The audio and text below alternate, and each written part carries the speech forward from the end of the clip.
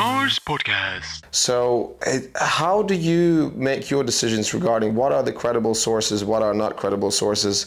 Like when I studied for a very short period of time journalism in Canada, we had a subject, the investigative journalism, and one of the first classes we had, our professor would say, so now let's figure out what sources we can trust. And he straight away called all the biggest Foxes and whatever, Fox News and BBC News. He's like, forget all of those. And he gave us like 4 or 5 websites. We go in, and on these websites, just information comes up, and someone writes from somewhere, whatever that is, and he says, so you need to check all these 4, analyze them, and decide which one would get the most weight, and that would be kind of the credible source. Mm-hmm. So that's as far as I can remember. Maybe it's right or wrong, so I'm wondering how are you looking at it? Well, that's journalism in the 21st century, clearly, because Fox News, Fox News is the propaganda arm of the Republican Party of the United States. Yeah, that's what I'm saying. Like, the BBC, yes, because the BBC is a serious news operation and has been for 100 years. The New York Times, the Washington Post, the Guardian in the UK, those I consider to be serious sources. The problem with the internet is not that it cannot be trusted, it's just that it's so damn sparkly. You know, it's always shining and click on this and click on that and click on this and click on that, and you know, you can get yourself lost in there and find you've been there for 6 hours just bouncing around for whatever. But you know, I've been at it long enough that if for example, if my topic is going to be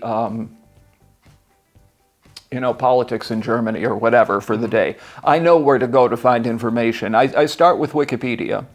Wikipedia is not the most trustworthy source because anybody can put anything there, but they have a very rigorous editing system. So I can, for basic facts like Berlin is the capital of Germany, you know, that's a kind of thing.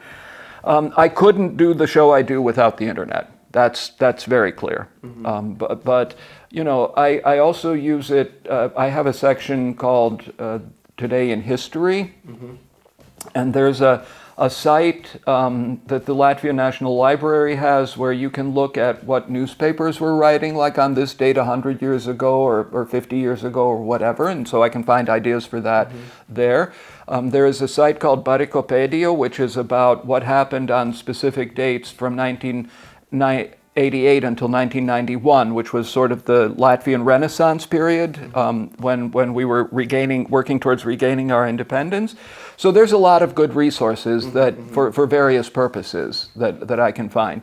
The main thing for me every morning is to decide what I'm going to devote the bulk of the show to, because I have the first part is a little story about something, then I show a cartoon, a comic illustration. Then I have a thing called Suminājums where I congratulate somebody for something, and then I have the history thing, but then I have the main part, which is called Prāta mechanika, mechanics of the mind. And that's 12 or 13 minutes of script. And so it's not every morning is it readily evident what that topic is going to be, but I find something and I start writing. And when Parliament is in session, they have meetings on Thursdays, but they have committee meetings all the other days. So there's always something there, and sometimes they are talking about something that I can expand to 12 minutes.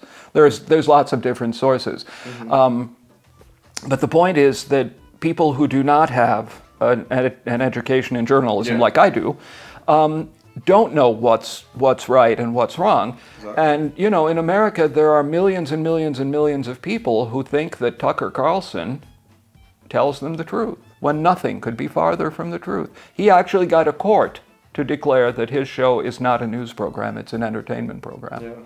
And as far as I'm concerned, Fox News should run a thing underneath his show every night just saying, this is bullshit, do not trust this, the man is lying to you, this is bullshit, do not trust this man, he is lying to you. But people do, and that's how people get into this, you know, these ridiculous ideas that all Democrats are pedophiles and Hillary Clinton is running a pedophile sex ring in the basement of a pizzeria in D.C. And I mean, I just don't understand how somebody can get that crazy lunatic, if only in the sense that there are still hundreds of thousands of people in America who think that Trump won in 2020. Even though he lost by 8 million votes, and it wasn't anywhere close in the Electoral College. Yeah. I mean, that's what we're seeing now with the January committee hearings. They are doing an excellent job putting together sort of every day sort of an audio-visual presentation of one specific aspect of what happened on that day. Like one day they'll be talking about how they tried to get Vice President Pence to accept fake votes, and then the most recent one this past Thursday was one on how Trump and his people were trying to get Republicans in the relevant states to put together alternative slates of electors instead of the ones who actually represented the majority vote. And I mean, that thing they got really close to actually overthrowing the American government on the 6th of January. Yeah. And, one thing that we have learned is they were yelling, hang Mike Pence, because Pence refused to do what Trump wanted him to do, which was to reject the legitimate votes from these states. And we now know that the protesters got within 10 meters of him as he was being whisked away. The protesters were 10 meters away from him behind a door. And I mean, it was a violent upheaval. Fox News has ever since presented it as legitimate political discourse. They were basically tourists. They were just there.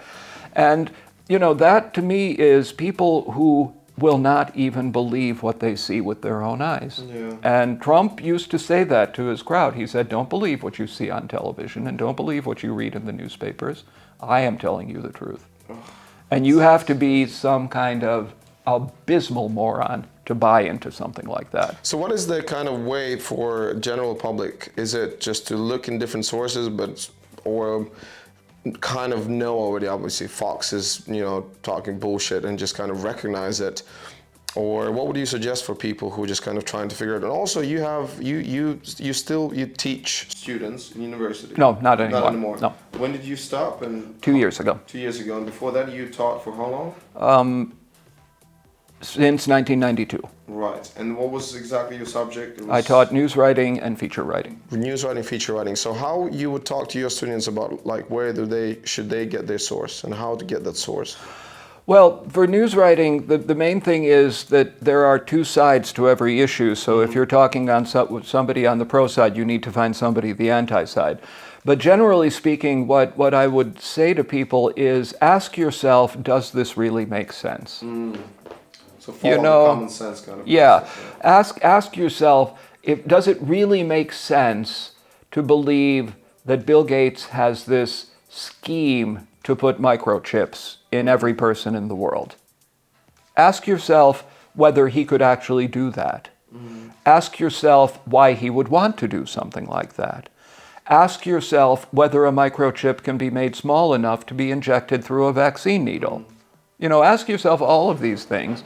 But again, I mean, these people are so far down the rabbit hole that it's a surprise that they can even breathe. It's just ridiculous.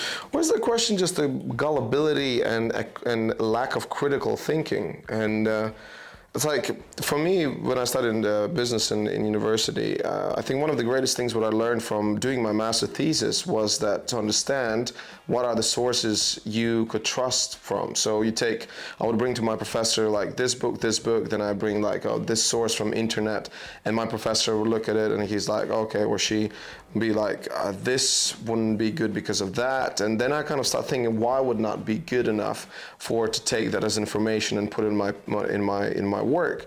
And then you kind of start understanding how it works. And now very often when someone says oh, Renars, what do you think about this? What do you think about that? And I would say, this is what I might think, but what is the truth?